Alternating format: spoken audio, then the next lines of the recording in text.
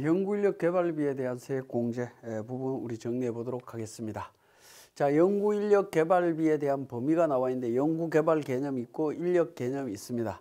자, 연구 개발하고 인력 개념 보시면 되겠고, 연구인력 개발에 필요한 비용 중에 조세특례제한법 시행령, 조특법 시행령 별표 6에 대한 비용이 있습니다. 이 부분이 우리 연구인력 개발비 세액 공제의 필수 항목이다라고 보시면 됩니다. 이 비용들을 잘 챙겨서 정리를 해보시면 될 것 같습니다. 자, 그 내용이 우리 교재 594페이지에 연구인력 개발비 세액 공제를 적용받는 비용이라고 해서 1번에 연구개발, 2번에 인력개발비 관련되는 부분 정리가 되어 있습니다.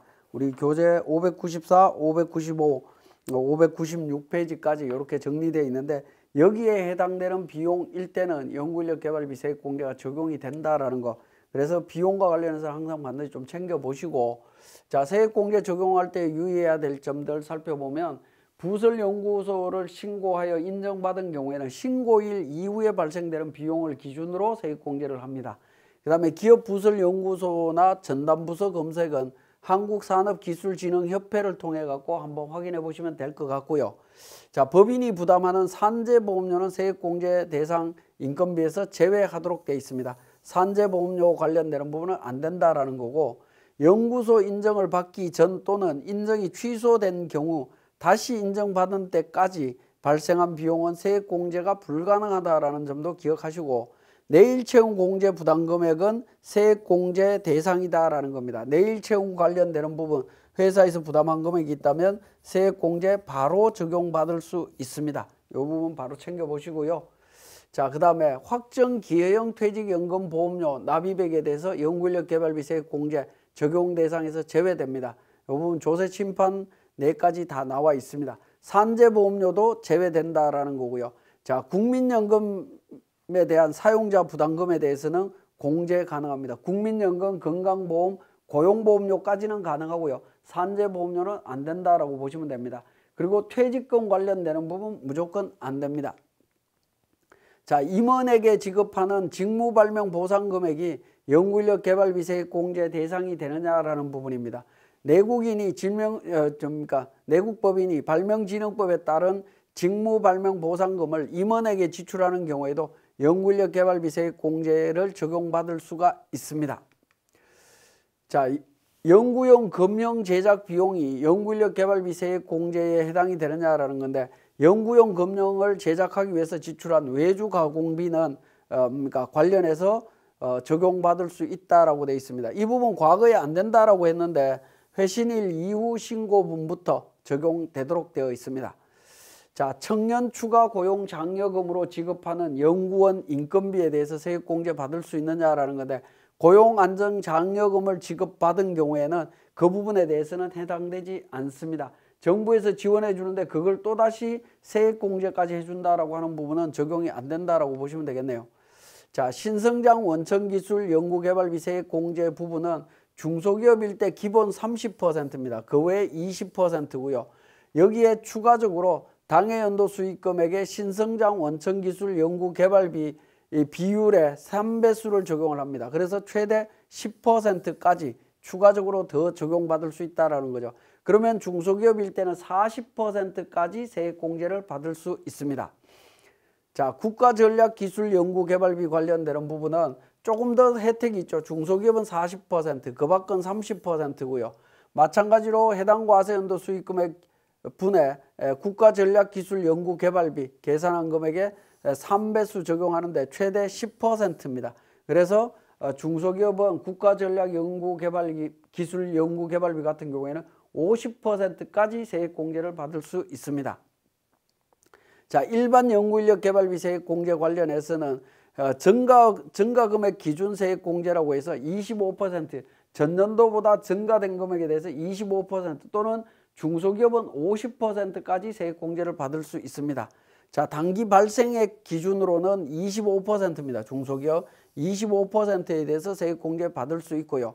중소기업 유예기간별로 15에서 8%까지 적용받을 수 있습니다. 그 다음에 비중소기업일 때는 0에서 2%까지 적용되도록 되어 있고요. 자, 중견기업은 직전 3개 과세 연도의 매출액의 평균 금액이 5천억 미만인 기업입니다. 일반적인 중견기업은 3천억 미만인데 여기는 5천억 미만, 연구인력개발비는 5천억 미만이고요. 관계기업 매출액은 제외하도록 되어 있습니다.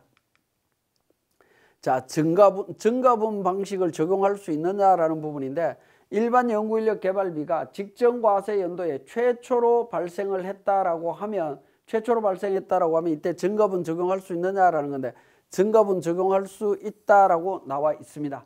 원래는 이제 직전 4년 평균치 갖고 따지는데 직전 과세 연도에 최초로 발생했다 하더라도 증가분 적용할 수 있도록 예규가 나와 있습니다. 자, 세액공제 적용 시기에 대한 부분 보면 비용이 발생된 각 사업연도마다 적용하는 거고요. 연구개발 계획서 등을 작성 보관해야 됩니다. 20년 1월 1일 이후 개시하는 사업연도부터 연구개발 계획서, 연구개발 보고서, 연구노트 등 증거 서류를 작성해서 보관하도록 되어 있습니다. 요 보관하고 있으면 국세청에서 요구하면 제시해야 됩니다. 자, 기타 사항으로는 중소기업 세액공제는 최저한세 배제되도록 되어 있습니다. 중소기업이 아닌 경우에는 최저한세 적용이 된다라는 거고요. 자, 농특세 비과세 되고요. 10년간 2월 공제 되도록 되어 있습니다. 자, 세액공제 배제 사유 및 배제 시점에 대한 부분을 한번 보면 기업부설연구소나 연구개발전담부서의 인정이 취소되거나 기업부설 창작연구소, 기업창작전담부서의 인정이 취소되는 경우에 어떻게 할 거냐는 건데 언제부터 세액공제가 취소될 거냐 하는 부분입니다. 거짓 또는 부정한 방법으로 인정받은 경우 처음부터 형식적으로 연구소나 전담부서를 만들었다라고 하면 인정일이 속하는 사업연도 개시일부터 그러니까 당초부터 아예 다 취소된다라고 보시면 되겠습니다. 인정기준 미달된 사항을 보완하지 아니한 경우나 준수사항을 위반했을 때 어떻게 되느냐 인정 취소일이 속하는 사업연도 개시일부터 취소됩니다. 그 다음에 기업이 인정 취소 요청을 하는 경우에는 인정 취소일부터 그러니까 7월 달에 취소했으면 7월 달 이전까지 발생된 비용에 대해서는 세액공제가 되겠지만 이후부터 취소된다. 그런 의미로 이해를 하시면 됩니다. 자, 그러면 지금까지 설명드린 내용을 우리 세무사랑 프로에서 살펴보겠습니다. 자, 교재 610페이지에 연구인력 개발비에 대한 자료가 나와 있습니다. 이 내용을 통해서 우리 연구인력 개발비에 대한 부분 한번 살펴보도록 하겠습니다. 일반 연구인력 개발비와 관련되는 부분이기 때문에 공제감면세액 조정 로마 숫자 1번에 일반 연구인력 개발비 명세서 있습니다. 여기에다가 우리 계정 과목 전체 뭡니까? 경상연구개발비 계정에 포함되어 있다라고 되어 있죠. 경상연구개발비에 포함되어 있는 인건비 관련되는 부분 보면 3,400만 원 내일채용공제 회사 부담금액 이 내용들이 나와 있습니다.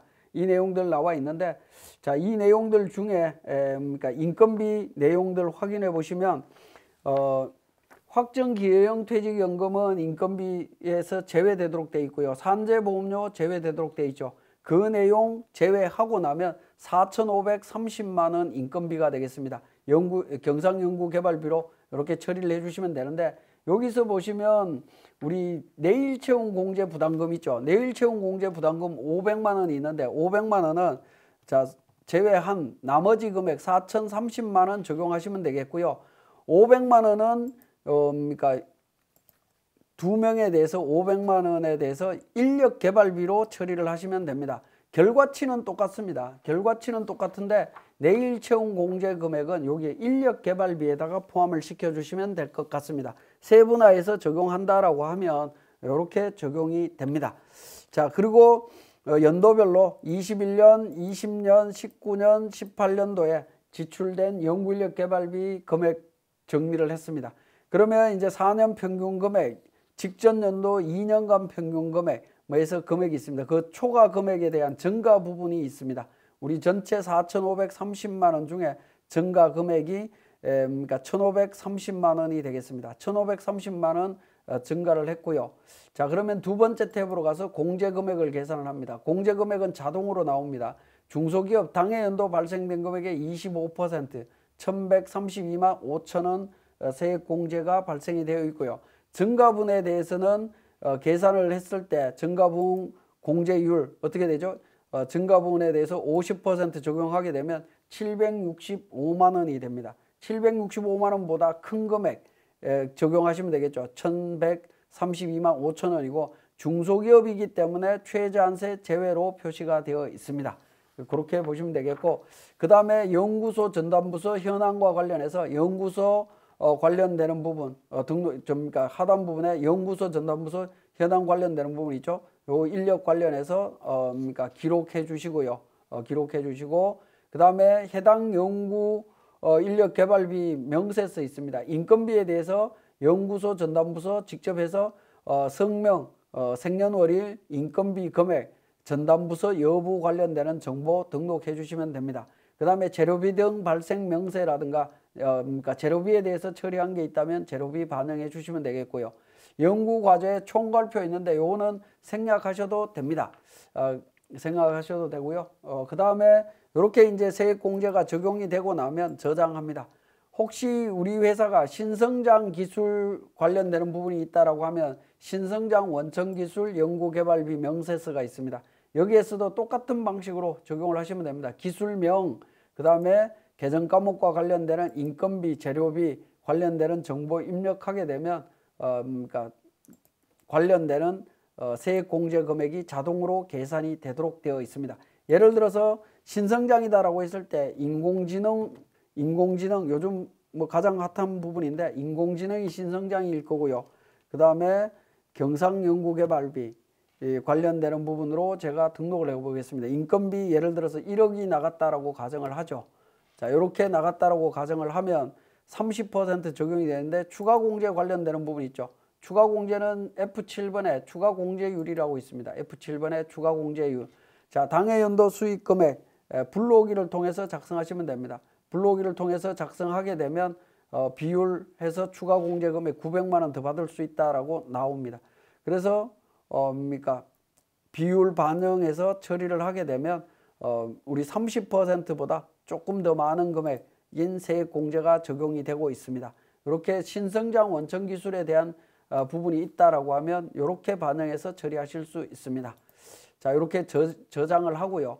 자, 그 다음에 세액공제 조정명세서로 갑니다. 세액공제 조정명세서에서 F12 불러오기를 통해서 반영을 하시면 됩니다. 그러면 연구인력 개발비 세액공제 관련되는 부분 반영이 되고요. 신성장 관련되는 부분은 반영이 안 되고 있는데 이 부분은 직접 입력해서 등록을 해주시면 되겠습니다. 등록해 주시면 되겠고요.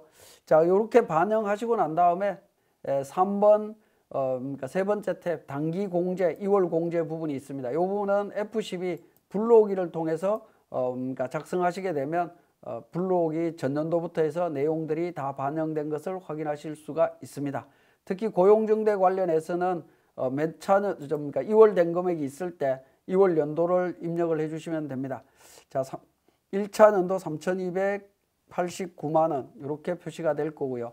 그 다음에 20년도 거는 2차 연도죠. 3052, 233에서 이렇게 등록을 해주시고 단기 공제 부분으로 해서 전체 공제되는 걸로 처리를 해주시면 될 것 같습니다. 1차적으로 공제 처리를 하시고, 자, 요 내용을 바탕으로 해서 우리 과세표준 및 세액조정계산서 가서 F12 불러오기 통해서 반영하시게 되면 오른쪽에 이렇게 반영이 됩니다. 자, 먼저 우리 공제감면 쪽에서 제가 세액공제 쪽 말씀을 드렸고요. 마지막에 공제감면세액 추가납부세액 합계표가 있는데 여기에서 F12 불러오기를 통해서 다시 반영을 하셔야 됩니다. 반영을 하신 다음에 저장하고 우리 과표 및 세액계산 쪽에 가서 과세표준 및 세액조정계산서 가서 불러오기를 누르게 되면 자동으로 반영이 됩니다. 자, 그러면 최저한세 적용되기 전에 금액 5,700 나와 있죠. 요 금액을 나중에 이제 최저한세 계산하면서 적용하게 됩니다. 자, 613페이지에 보시면 공제감면세액 추가납부세액 합계표 지금 방금 설명드렸죠. 이런 방식으로 이제 작성이 된다라는 것까지 말씀을 드렸습니다. 자, 이번 시간은 여기까지 하도록 하겠습니다.